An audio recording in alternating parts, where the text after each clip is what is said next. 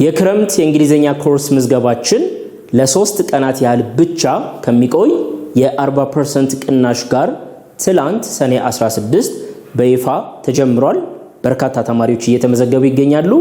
ይሄ የ40% ዲስካውንት የሚቆየው እስከ ነገ ድረስ ብቻ ነው። በመሆኑም ይሄን እድል ለመጠቀም በ0923 05 2061 ላይ መደወል ወይም ደግሞ በቴሌግራም ዋትስአፕ ኢሞ ላይ መልእክት ብታስቀምጡልን ስለ ኮርሱ ሙሉ ማብራሪያ እንሰጣችኋለን።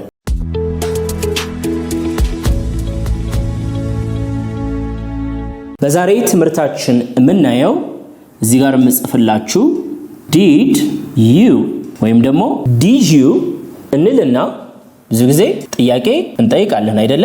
ስለዚህ ዛሬም እናንተ ይህን ትምህርት ከተማራችሁ በኋላ did you እያላችሁ በኃላፊ ጊዜ የተደረጉ ጥያቄዎችን እንደፈለጋችሁ እንድትጠይቁ እናደርጋለን። በመሆኑም ጥያቄዎችን በተለያየ መልኩ መጀመር እንችላለን። did you ወይም ደግሞ did you ብላችሁ ስትጀምሩ የምትጠይቁት ምን አይነት ጥያቄ ነው? እንደዚህ አድርገህ ነበር ወይ? that means በኃላፊ ጊዜ ነው የምታወሩት ወሬ ሁሉም ነገር በኃላፊ ጊዜ ነው። ለምሳሌ ባለፈው ሳምንት ወደ አዳማ ሄደህ ነበር ወይ? ባለፈው ሳምንት ወደ አዳማ ሄደህ ነበር ወይ? እንዴት ብለን መጠየቅ እንችላለን? አንደኛ መጀመሪያ ያለብኝ በዚህ ነው አይደለ? did you እላለሁ ማለት ነው። did you ከዛስ አሁን ወደ አዳማ ሄደህ ነበር ወይ ነው አይደለ? ስለዚህ did you go መሄድ አይደለ? did you go to አዳማ last week ባለፈው ሳምንት ወይም yesterday ደስ ያላችሁን ታይም። ስለዚህ ባለፈው ሳምንት ወደ አዳማ ሄደህ ነበር ወይ? ዋናው ነገር did you go የምትሏት ሆናለች ማለት ነው። ከፊት ለፊት ስክሪን አስቀምጫለሁ።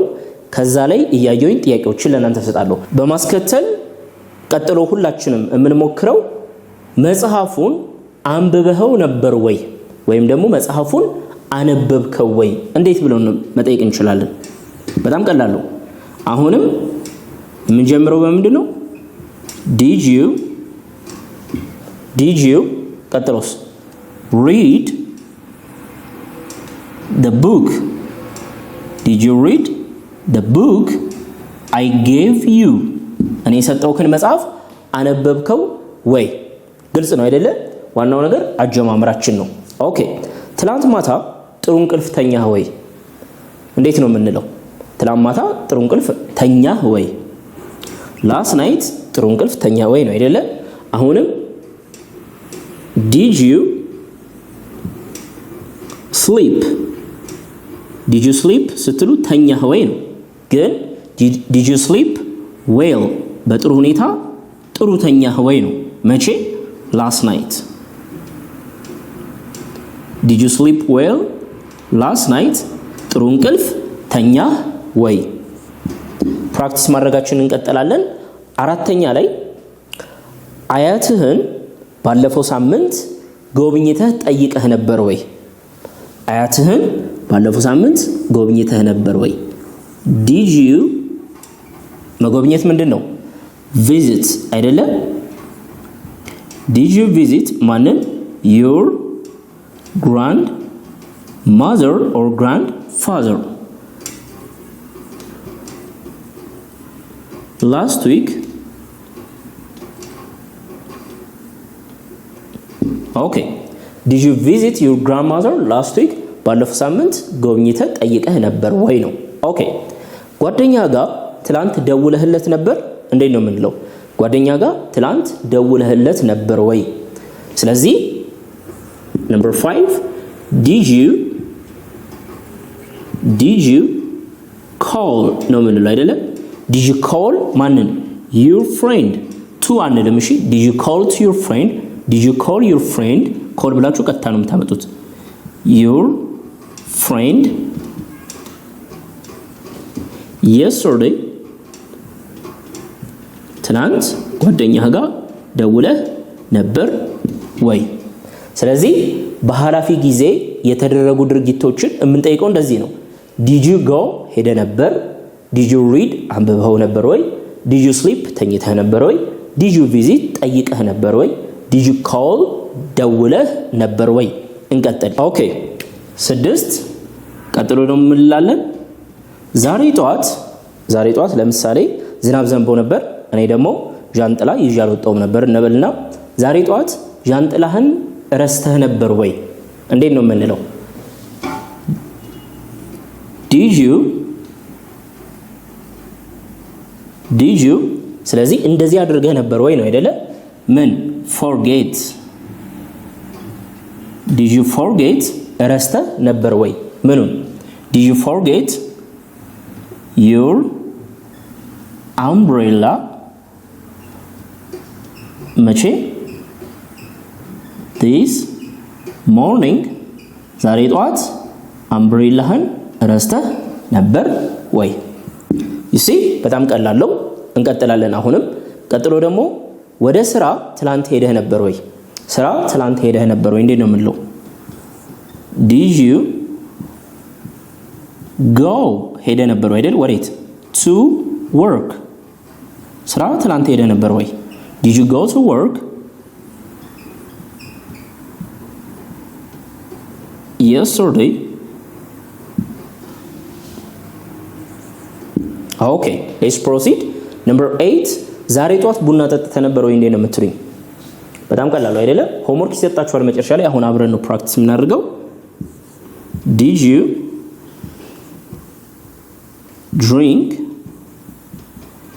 drink coffee መቼ? this morning ዛሬ ጧት ቡና ጠጥተህ ነበር ወይ? እንቀጥል። let's proceed. number 9 አዲስ ስልክ ገዝተህ ነበር ወይ? ወይም ደግሞ አዲስ ስልክ ገዛህ ወይ? ይሄም ቀላል ነው። did you ከዛስ መግዛት ምንድነው?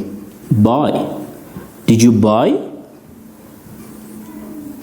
a new phone?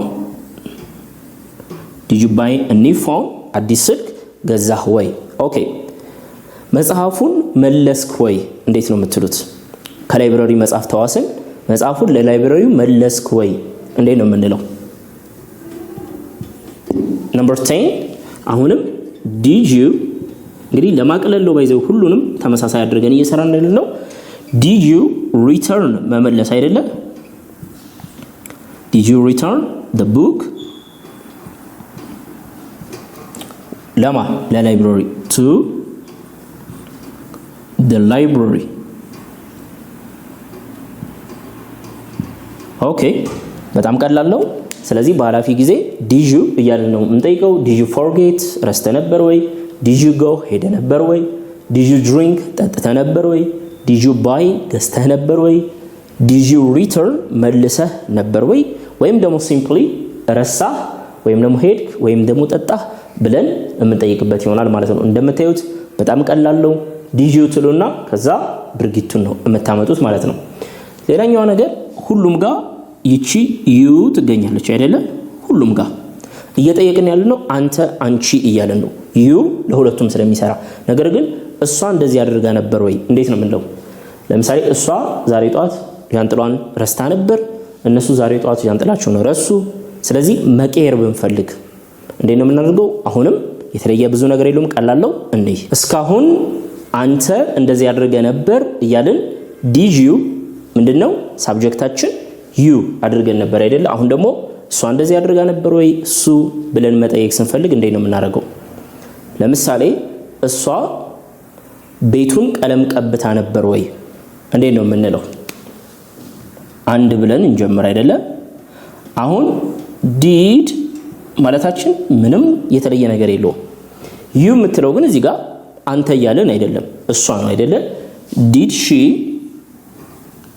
ከዛስ ቀለም መቀባት paint አይደለ? did she paint the whole house ሙሉ ቤቱን በራሷ ነበር እንደ የቀባችው ያለ ማንም እገዛ? did she paint the whole house by herself? by herself ሰልፍ ግልጽ ነው አይደለ? እንደዚህ ብለን መጠየቅ እንችላለን። ወይም ደግሞ የሆነ የተበላሸ የተሰበረ ወንበር ነበረ። ከዛ መታችሁ አባቴ አስተካክሏለሁ ብሎ ነበር እንበልና አባትህ ወንበሩን አስተካከለው ወይ? ወይም ደግሞ ወንበሩን ጠገነው ፊክስ አደረገው ወይ? እንዴት ነው የምትሉኝ? ዲድ ብላችሁ ምንድነው ማምጣት ያለባችሁ? ዲድ ያንተ አባት your father did your father ግልጽ ነው። ከዛስ ምን አደረገ? fix the broken chair የተሰበረውን ወንበር ጠገነው ወይ? ግልጽ ነው አይደለ? ስለዚህ መቀየር ይቻላል። አሁን እያደረግን ያለነው ዩ የምትገባበት ቦታ ላይ ነው እየቀያየርን ያለነው ማለት ነው። ትላንት ዝናብ ዘንቦ ነበር እንዴት ማለት እንችላለን? ትላንት ዝናብ ዘንቦ ነበር ወይ? ዲድ ብለን የምናመጣው ምንድነው? ኢት ሰው ስላልሆነ ዲድ ኢት ሬን did it rain yesterday?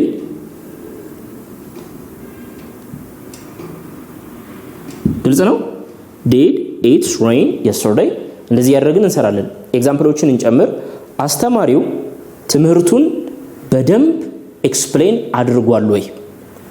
አስተማሪው ትምህርቱን በደንብ ኤክስፕሌን አድርጓል ወይ? did the teacher አይደለ? did the teacher explain